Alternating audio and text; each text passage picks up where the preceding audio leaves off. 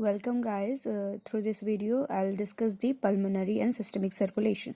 So basically हमने यहाँ block diagram बनाया है जिसमें कि right atrium, left atrium, right ventricle और लेफ्ट वेंट्रिकल शो किया गया है।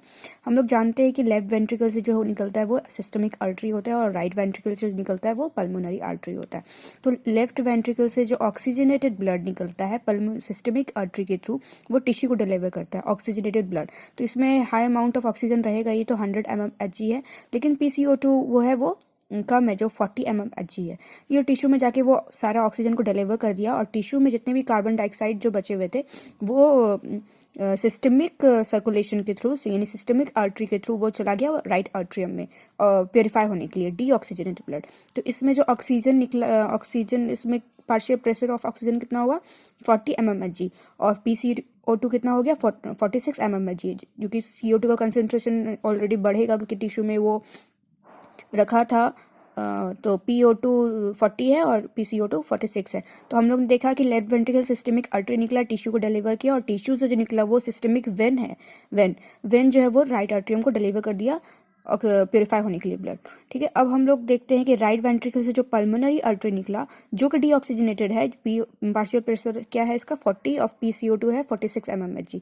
तो ये सीधा चला गया लंग्स में क्योंकि इसको प्योरीफाई होने, क्योंकि हम लोग जानते हैं कि ये डीऑक्सीजनेटेड ब्लड कैरी करता है।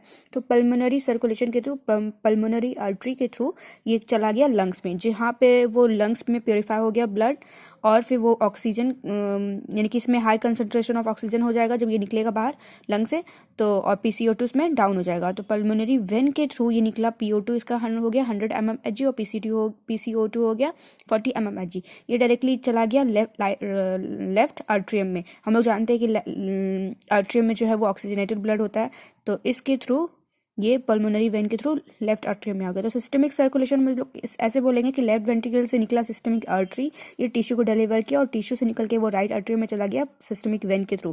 तो ये जो होल प्रोसेस हुआ उसको सिस्टमिक सर्कुलेशन बोलेंगे।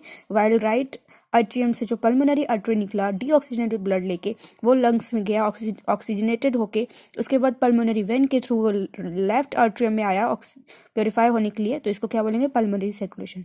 That's all, thank you.